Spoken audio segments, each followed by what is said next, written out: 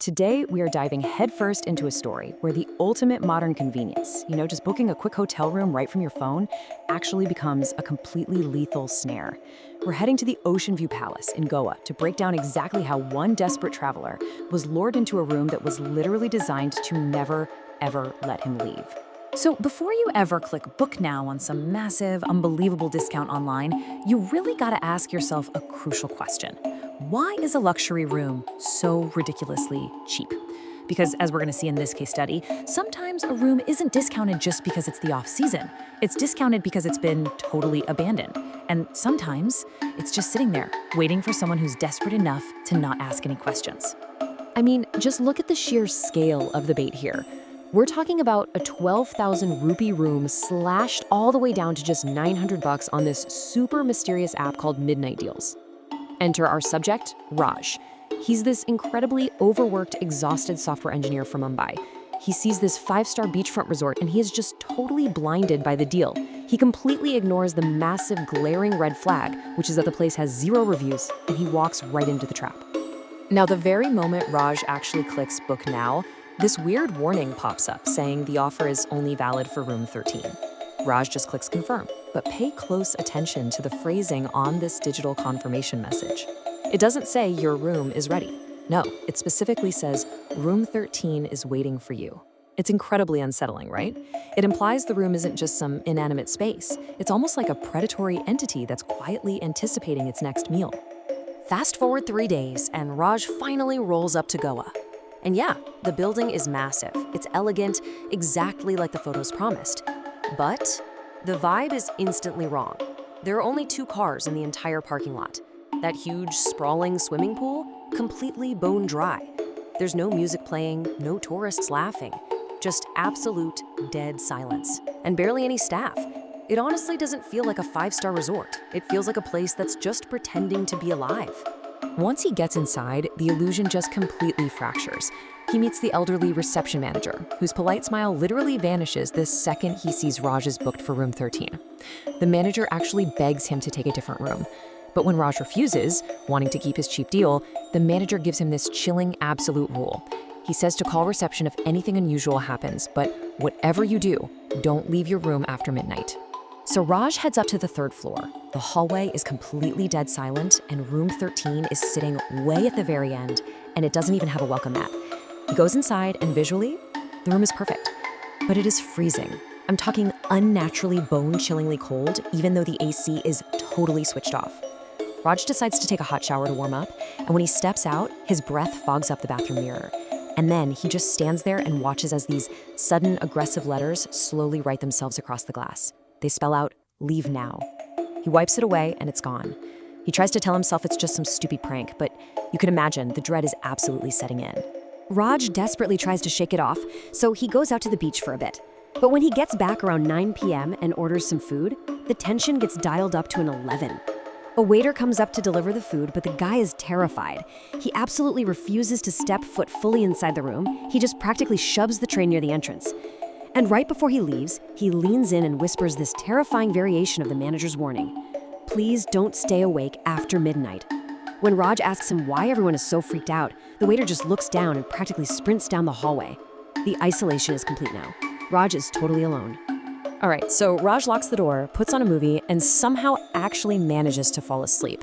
But then, the exact second the clock strikes midnight, the television just dies. The remote does nothing. The entire room is suddenly swallowed by this suffocating, heavy silence. And then, slowly breaking that silence is the methodical sound of water. Drip, drip, coming straight from the bathroom. Thinking it's just a leaky tap or something, Raj gets up to check. He pushes open the bathroom door and literally stops breathing. Because written right across the mirror in thick, dripping red letters is exactly what Raj has become to this hotel. He isn't a guest anymore. The mirror says, "You are number 55. He completely panics. He grabs his cell phone, 0 signal. He grabs the hotel phone, completely dead. He runs to the front door, but the deadbolt is jammed tight. And right at that moment, every single light in the room violently pops, plunging him into absolute pitch darkness. Trapped in the dark, Raj pulls out his phone and turns on the weak little flashlight. The beam sweeps across the room and hits something in the center of the floor that absolutely 100% was not there before. It's this massive, ancient, blackened wooden chest, and the padlock is already popped open, like it was waiting for him. Inside, he finds 3 things: a dusty diary, an old rusted key, and a stack of black and white photographs. They look like pictures of happy hotel guests from decades ago, but in the background of every single photo stands the exact same tall, pale man dressed entirely in black. Actually, scratch that. The scariest part is the final photo in the stack. It was taken that very afternoon. It's a picture of Raj checking in at the front desk with that same pale man standing right over his shoulder, smiling.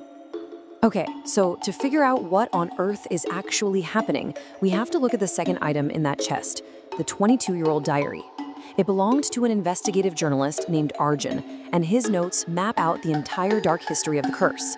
Apparently, decades ago, the wealthy businessman who owned the hotel became obsessed with immortality. He performed a dark ritual with an occult priest, and he got his wish, but on one condition. He had to provide one willing sacrifice every single year, right there inside room 13. When all the disappearances finally brought the police around, the hotel officially closed its doors. But it became a digital ghost. It started reappearing randomly on obscure travel apps at unbelievably cheap prices, specifically to lure in its annual victim. And the diary itself? It systematically strips away any hope Raj had left. It opens with this incredibly bleak line: "If you are reading this, you are already too late." Raj immediately checks his phone, and sure enough, the Midnight Deals app is entirely gone from his home screen. The booking confirmation email vanished. A freezing wind suddenly whips through the sealed room, and the diary pages start turning all by themselves, landing on a final entry. It says Raj has to find and burn a hidden black book, located somewhere beneath the floorboards before the sun comes up, or he becomes the next permanent guardian of room 13. Raj drops to his knees, literally tearing at the wooden floorboards with his bare hands trying to find this book. But the entity outside the room isn't just going to sit back and let him do it. It starts this terrifying psychological attack. First, there are 3 slow knocks on the door. "Room service," a voice says. Then it changes to the hotel manager's voice, begging Raj to please open the door. When Raj ignores that, the entity does the unthinkable. It perfectly mimics the voice of Raj's own mother, sobbing and crying out for him. And finally, when Raj still refuses to break, the deception completely drops. The voices stop. And all that's left is the horrific, agonizing sound of sharp fingernails slowly and deliberately scratching deep into the heavy wood of the door. Covered in splinters, Raj finally unearths the hidden black book.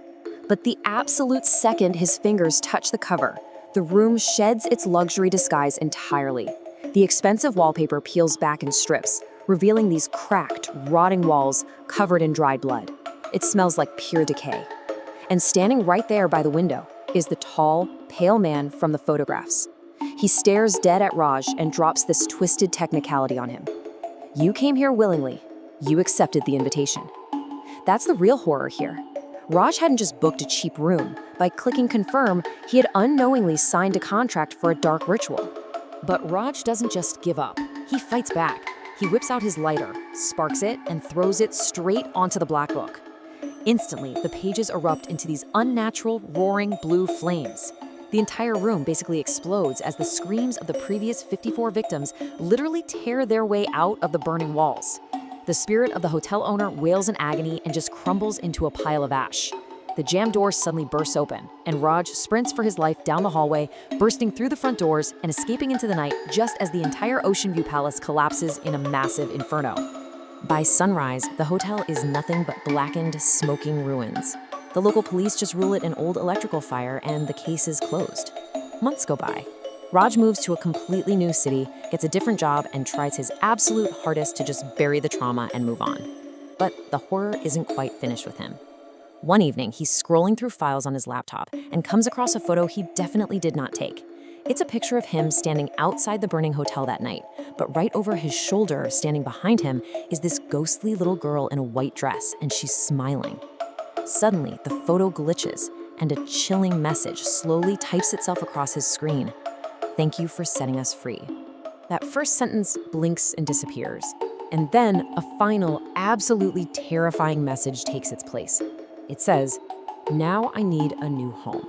The very second those words finish typing, the laptop screen goes completely pitch black, And it's right then, staring into the dark, glossy reflection of his own monitor, that Raj realizes the ultimate truth.